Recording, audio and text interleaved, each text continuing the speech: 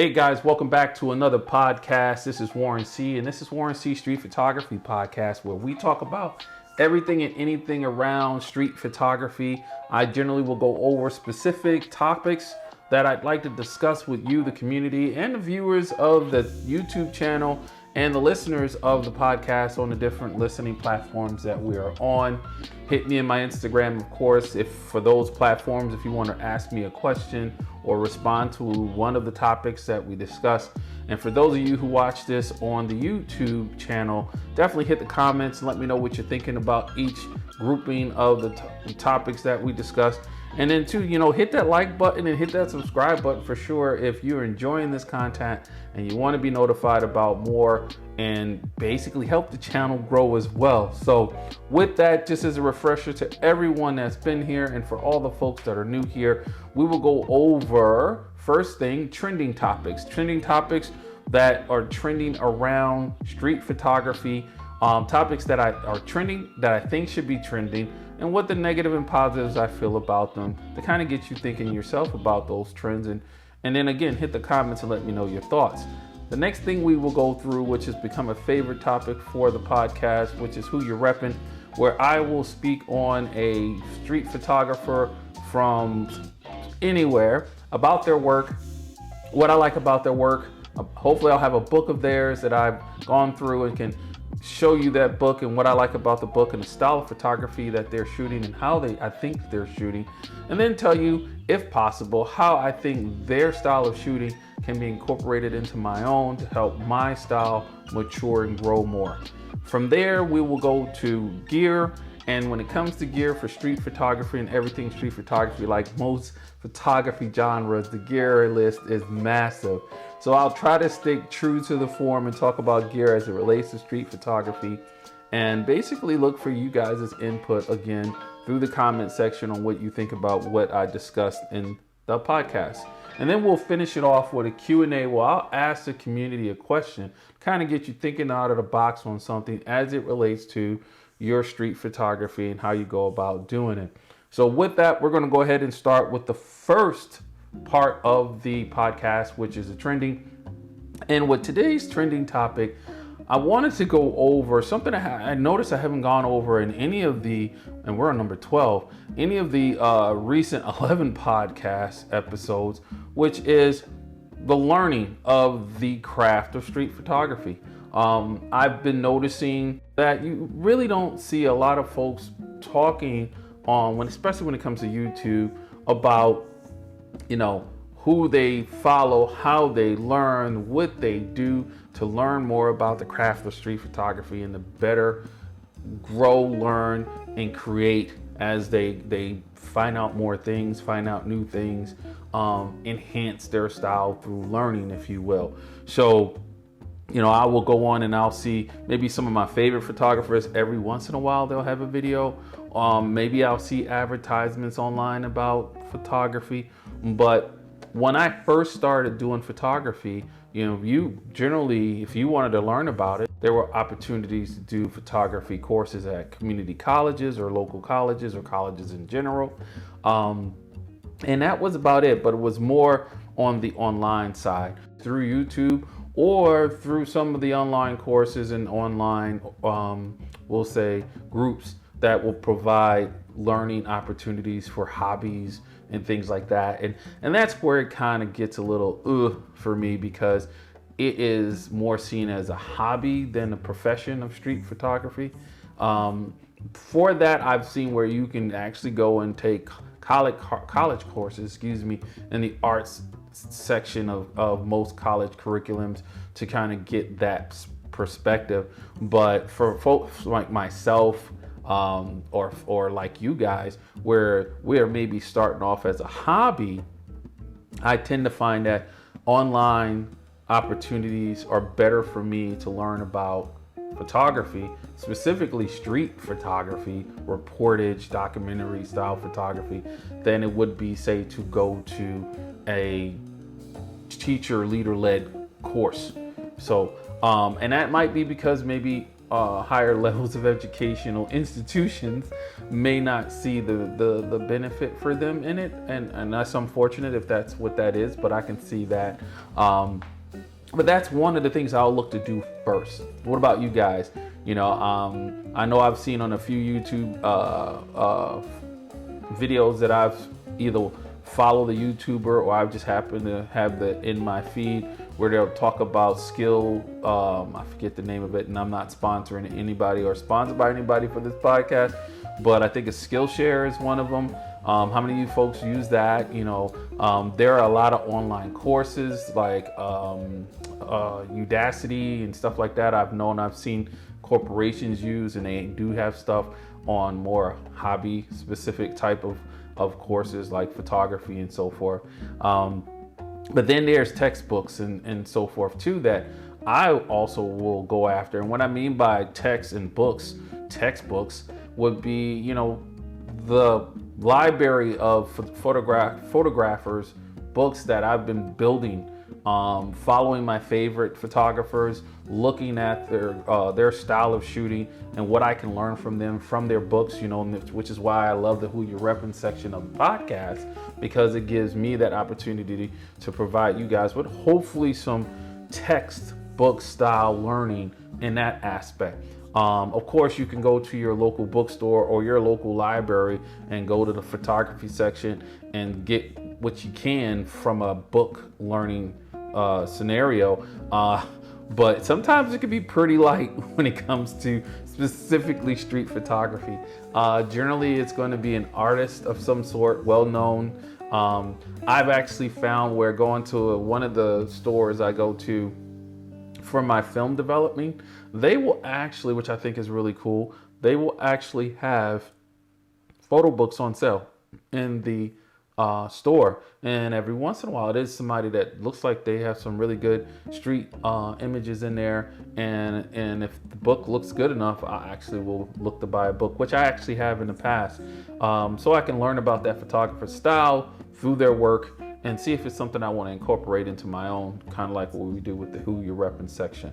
So that's another way I go about it, is I will look for books in bookstores, textbooks in bookstores on photography, hopefully something that's even more specific to street photography, where I can learn and improve on my craft of doing street photography.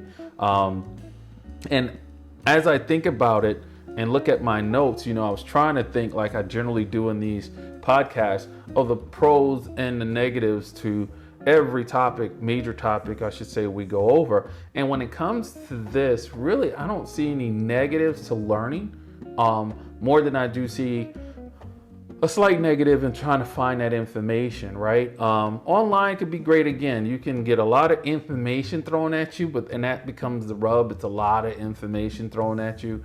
I particularly think the best way to go about doing it, and I love this way, because you're not only just helping yourself, but you're also helping a local shop if possible. But go to your local bookstores in your neighborhoods, your cities, your town. If you find a good one, which we have in a city near me, Ann Arbor, there's about 2-3 bookstores. And the folks are very knowledgeable about books that they have in the store, where you can go and what they have. And the other cool part is if you see or hear of an artist that may not be on Amazon Prime, it's a good chance that you also can get names of local artists that have books coming out, or books that the bookstore will have that you can get. So to me, if I'm going to say there's a negative, the negative about online is it's just too much information and not enough to go, you know, you're going off of folks' feedback and reviews, where the positive to me with going to like getting textbooks would be hitting your local stores, talking to those experts in the stores about what's coming in, what they have, even getting their viewpoints on what it is that they like too, to help you, give you more variety than what you may even have been anticipating that you were going to be looking at when you get there. So what do you guys do when it comes to the craft? How do you go about learning more about street photography? Photography in general, that's good enough, but street photography itself, do you take classes? Do you do workshops? Do you do online learning? Is your online learning like me at most of the time just hitting YouTube and finding some stuff Do you go to your local bookstores? Do you go to the library where you can get some information on street photography and increase your growth and learning in the genre, in the craft? So let me know in the comments. Let me know what you guys do. All right, so for the next, and again, my favorite part of the podcast section, major topic, is who you're repping. So this one's going to be a little different because I'm going to stay in line to the trend, and I'm going to bring forth a photographer for you guys that I think would make a great opportunity to continue learning about the craft of photography in general, where I was able to apply the things that I read in the sections that I went through in this book to my street photography as well. So who we repping? We're going with London, UK again. And the photographer that we're repping today will be Mr.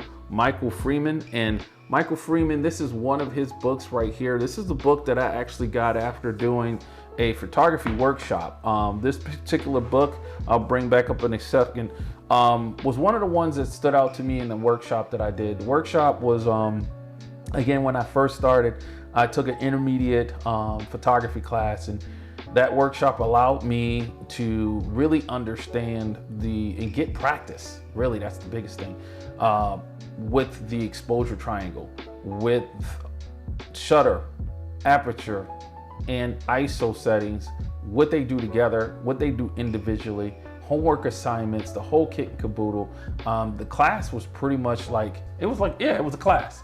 Something like you would do for a couple of months going to a college course or something to that. But it was a workshop held by a local photography workshop group here in the Detroit area. And I learned so much from that class that I didn't see a need to really do any more classes and really pursue learning my camera and working on my skill set.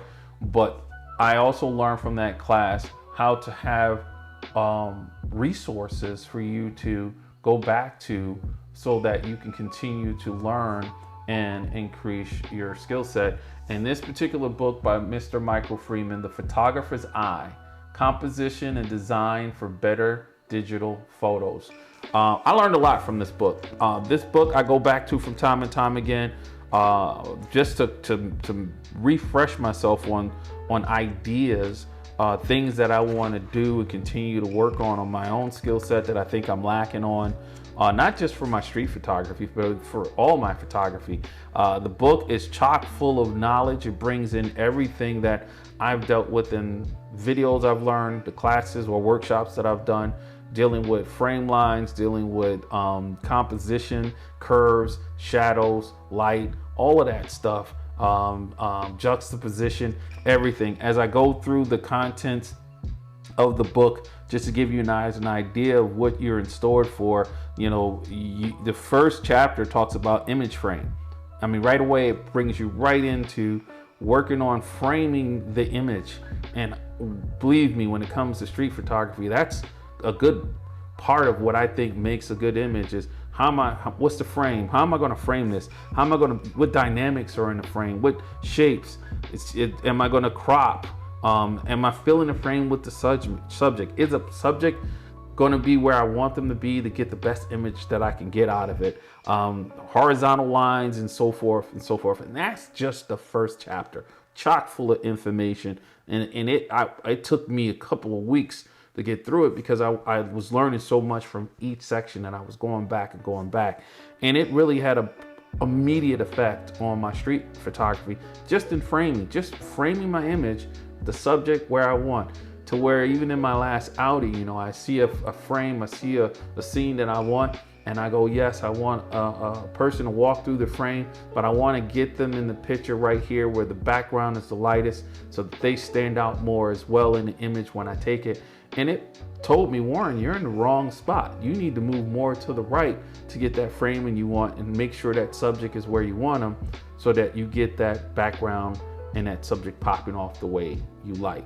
So that's with just one chapter of this book is done for me. And as you go through it, you go, chapter 2 is design basics. Chapter 3 is graphics and photographic elements. You know, we're talking single point, several points, horizontal lines, vertical lines, diagonal lines, curves, eye lines, triangles. It teaches you how to look at a scene and capture the image you want to tell the story that you're trying to tell based on what you're seeing, right? That's what drew you to that scene and begin with. How do I best tell that story? What do my lines look like?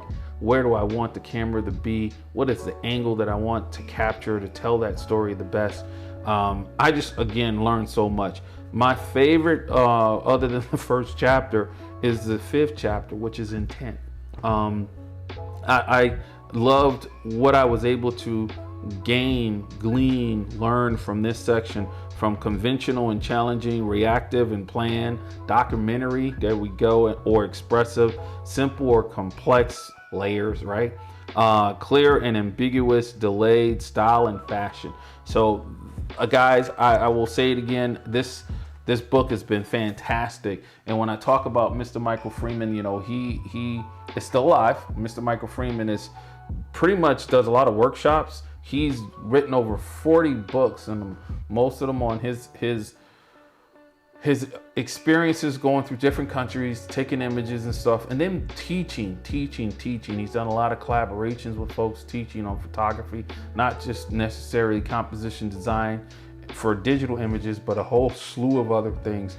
But of all of the books that I've gotten and I've dealt with when it comes to learning the art of photography and how I've been able to apply it to street photography, this book right here is top notch. Number one, highly recommended by me for sure. And I think Mr. Freeman does a fantastic job of explaining a lot of the concepts of how to get a really, really good digital photo with the instruction that he's providing. So that's who we're representing. As always, if you're on the YouTube video watching this or YouTube watching this, I'll have his Instagram, because he's alive and doing workshops and everything. I'll have his Instagram in there if you want to follow his Instagram. I'll have his webpage in there if you want to learn more about Mr. Freeman, what he's doing, what his workshops are, where he's been, examples of his work and so forth that he's done. Fantastic photographer, fantastic educator in the art of photography for sure. And yeah, I'm proud to represent Mr. Mike Freeman. Even though he's not street photography specific, you'll see in some of his images on his website that he does have some street images in the areas and the countries he's been to. But what he's been able to teach me so far about photography in this particular book has been phenomenal. So there we go. So as we move on to the next section, we're going to go to my favorite after the who you're repping, which is gear. So gear is very dear to us, right? Gear is dear. I should probably coin that phrase and make a t-shirt. Gear is dear, and have a nice little camera and something on that t-shirt. That'd probably be cool. So as I look at my notes, you know, I've made known to you guys in the last podcast that, you know, I liquidated some gear, right? I had so much gear, and how I went about eliminating that gear, letting my images act as the data, looking at focal lengths and things like that to see what I shot. And that is an important thing to do. Every so often, you should go back and check your images, check what your images are telling you at that moment about your style of shooting and what you're leaning toward, right? From not just focal lengths on the lens, but to even the style of photography, whether it's street, whether it's bird photography, portrait photography, wedding, and so forth and so forth. But if you were asked, out of all the gear you had, we're going to say camera and body, if you were asked what's the chosen one, how would you determine what your chosen one camera was? If somebody was to come to you and ask you if you only had one camera you can keep, one camera, if it was a all-in-one, you know, fixed lens, or a body and a lens, one body, one lens, how would you know which one to pick, right? And I've been thinking about that after getting rid of some gear and having this money now to do some other things with it. If I wanted to find another body that met that question. And honestly, guys, that's what I've been doing, is trying to figure out gear wise for street photography, how do I know which one is the one? And of course, I will tell you guys, looking at my notes, this does lead back a little to one of the things I talked about in the last podcast, which is, well, I definitely let the images talk to me. I definitely let them talk to me. And the images told me I like to be close to my subject, right? So I'm looking at a wide angle, standard type focal lengths, right? It also told me, though, I don't like a lot of fuss, meaning I don't want to change lenses and things like that. So it meant maybe I'm looking at a fixed lens camera. And then I'm looking at my shooting experiences too. I had a comment about a question, are you a fair weather shooter? And I actually, tend to be not. I will go out, period. I dress for the weather. So when it came to the weather, that means I need something that's going to be able to roll with me, right? Something that's going to be able to stand the weather, stand the rain, the cold temps, hopefully a battery that doesn't drain out when that cold weather hits it, and I can be out for a certain amount of time, and maybe I only need to do one battery change. Or in the summer weather, warmer weather, maybe I don't need to change the battery at all, but it needs to be rugged. That camera needs to be able to take the elements with me. What about we already talked about the images and what they can tell me, right? The images will tell me focal length. The images will tell me, how much fuss, right, that I want to deal with. A zoom lens will definitely do that. If you don't know yet, if you don't know what focal length you want to shoot out and your images seem to be equal, maybe it's a zoom lens you need that will handle that for you. And maybe you already know you're going to do a zoom lens with maybe a interchangeable lens camera. When it comes to something like the Fuji X106, I can use conversion lenses or the digital zoom, so that kind of helps me, right? When it comes to the Leica Q2 that I'm playing with right now, I could do the same thing. I can hit a digital zoom because of the megapixels on that camera, and it gives me focal length. So honestly, you could do a zoom with interchangeable, but you still could do a fixed lens camera. So that kind of still, it helps, right? But the question comes down to, again, what do you shoot the most, focal length? But as I go back to my notes and how I determine things like this, or how I'm determining it for myself, because I have a few cameras that can do the same thing almost. But if I had to be locked down to one camera or say one camera lens, what would that be? Well, locations is another thing. What are your images telling you about the locations? Or what do you like to do? Do you like to shoot at fairs all the time where people are up close to you? Do you like to shoot in parks? Do you like to hit local downtown areas and very busy city streets? Or do you like to hit markets, big open markets? Are you the type of street photographer that hits them all, like myself? I like variety and location. So you need a camera and a lens that's going to be just as versatile, right? But your images, again, will tell you exactly what focal lengths you should be looking at. Subjects are, I shoot street photography. Most people think street photography should be about people, but not necessarily. The subject in street photography could be whatever.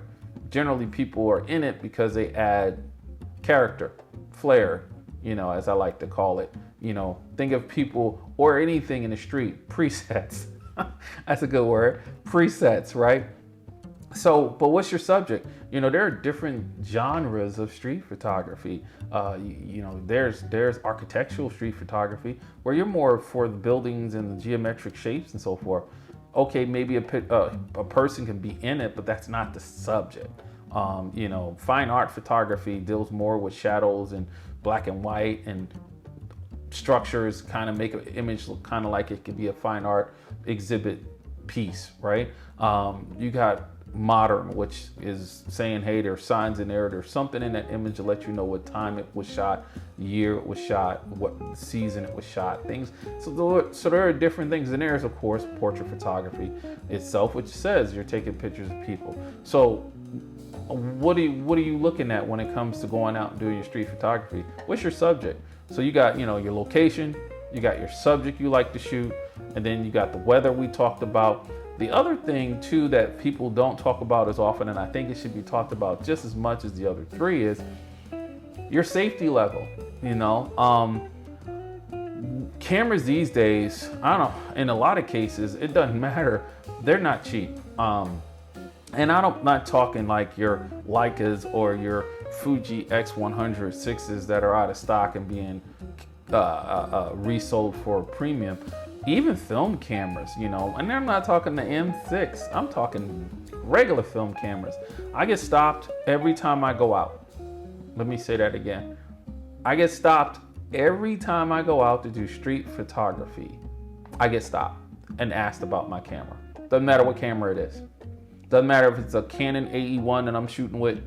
Doesn't matter if it's the Fuji camera. Doesn't matter if it's the, when I had it, the X Pro 3. Didn't matter what camera I had. I can have my Fuji GA645 medium format film camera that looks like some, 90s CD player, but I will be asked about that camera. I will absolutely get stopped and asked. Sometimes multiple times, because I'm generally out for 2 hours, all right, in that weather.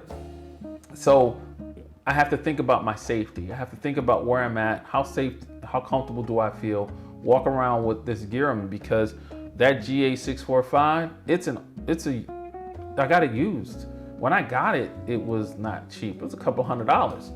Now it's over $1,000 for that camera to replace it, and it's used. And that's to get another used camera. So nothing's cheap these days, right? Even my Canon AE1, which is I think the cheapest camera I have, is still a couple of $100 if I want a really mint one with lenses. But yeah, so it doesn't matter. I have to think about that safety. So in doing that too, it will have, for some, it will have an influence on what gear you're going to bring to what location to get the subject that you want to get in the weather that you want to get. Now that GA645, that Canon AE1, do not go out in the rain. The M6 will, but I'm a little more careful with it because it's not weather sealed. I will tend to shoot more digital, right? So if I had to choose one camera for me, at least based on my past experiences and my images are telling me, and the weather and the location, my safety, and the subject that I'm going after, I'm probably looking at a digital camera, fixed lens that has at least digital zoom on it, or a interchangeable lens camera with probably a zoom that covers a 28, a 35, and a 50 mil, okay? And it's got good weather sealing. And that the batteries are good, where I can maybe go a day with the battery, no matter how hot or cold it is, but I can at least have at least one backup battery on my person, and I'm not weighted down by a bunch of battery and a bunch of gear, right?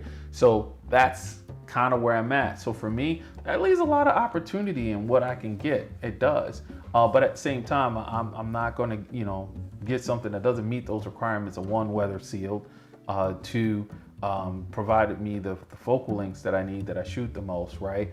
And then nothing's gonna stop you from being robbed other than you not really being aware. I mean, street awareness is big, but you gotta put yourself in a situation where the likelihood of your safety being threatened is very low, but never discount that it can be threatened in any scenario. So there you go, guys.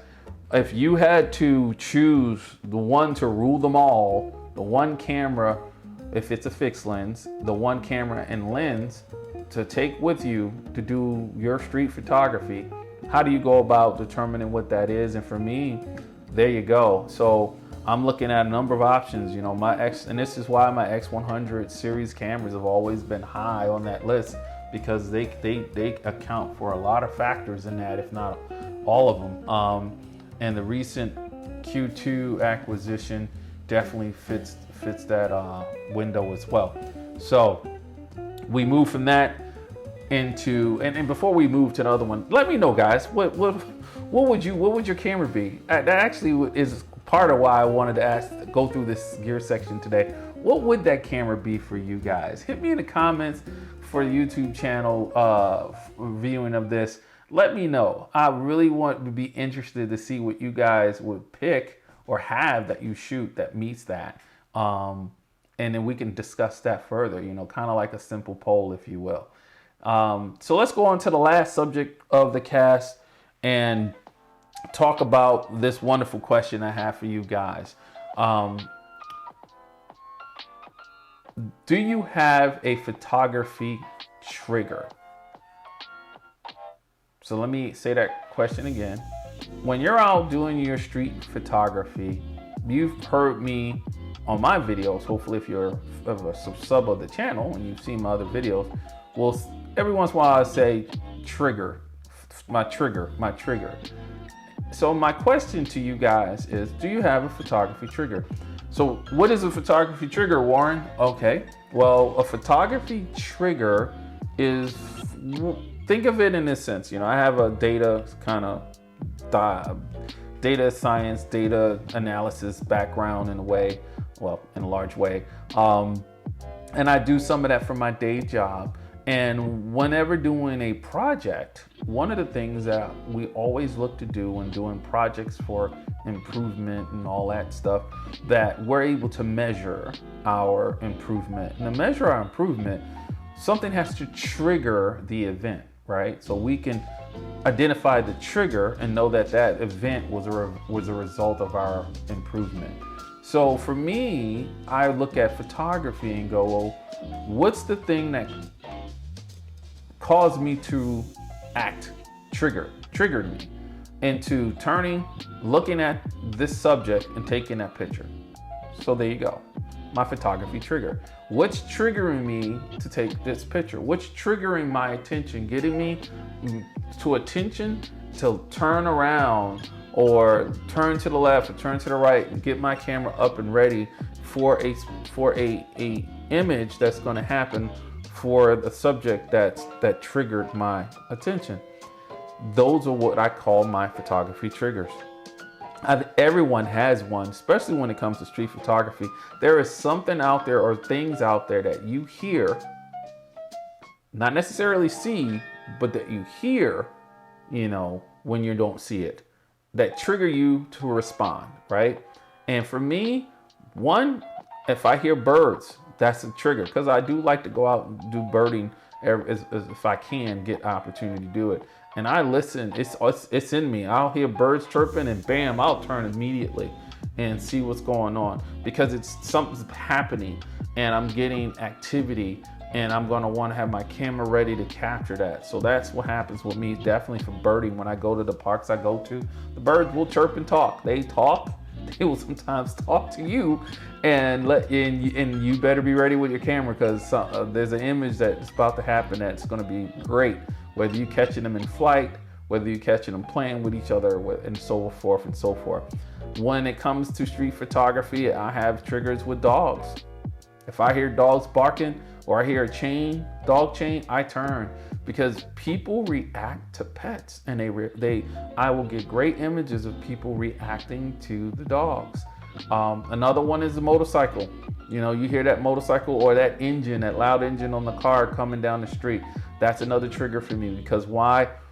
Those are some characters, and they make for great street photography images. Nothing's funner than an image of a guy on a motorcycle, to me, doing the peace sign on the motorcycle, busting a turn, and me getting it with a panning shot, so he or she is in focus and everything is blurred out. That is an awesome photo. That's the photo I see in my mind when I hear that motorcycle. That's the photo I see in my mind too, with a guy in a nice muscled out engine car coming by, looking cool. I got one where a guy last year, he was smoking a cigar, and he was in an old classic car with a nice engine in it, and he drove by and he saw me with the camera, and he slowed up to go around the turn, and I was able to capture that panning shot with the cigar smoke and everything, and it was a phenomenal picture. Loved the picture, and gave my head nod thanks to the gentleman, and he gave me the head nod thanks back, because he also liked the attention too. So those are my triggers. that's what I do to capture specific images when I'm out and about. Definitely in street photography. When I hear somebody talking loud, that's a trigger. When I hear, I ain't gonna say loud bangs, those are not really triggers for me for an image. They're more of a trigger for my street smarts to be aware. And part of this, guys, I gotta be honest, is definitely street smarts. But it's nice to have some to listen to your triggers and let you know something's happening, especially when it comes to photography, street photography for sure, a documentary photography, I'll even say, to let you know the images that you like to take, or an image that you should be ready to take. It's about to happen, right? So that's a photography trigger to me. Do you have a photography trigger? Do you know what your photography triggers are? That'd be part 2 to that question. Do you know? So I know what mines are. I have a number of them, but the ones that I like the most are your motorcycles, your loud car coming by, your dog. So if I hear dog chains and stuff like that, and then birds. There's been times I've heard birds going at it on the street because somebody's dropping food and feeding them, and I turn to capture the person leaning over, dropping the food, and the birds going crazy all around them, and bam, wonderful shot. So there you go. So guys, I want to thank you guys for the love that I've gotten on the podcast this year. I know that I originally started with the hope that I do 2 a month, and that changed drastically. So I was glad I was able to get in a couple of months where we had 2 a month once I started this, and we managed to get to 12 episodes. So thank you very much for everyone that's listened to them on different platforms and on YouTube, and the folks that have commented and interacted. I'm looking forward to doing this next year in 2025. So it is on the plan.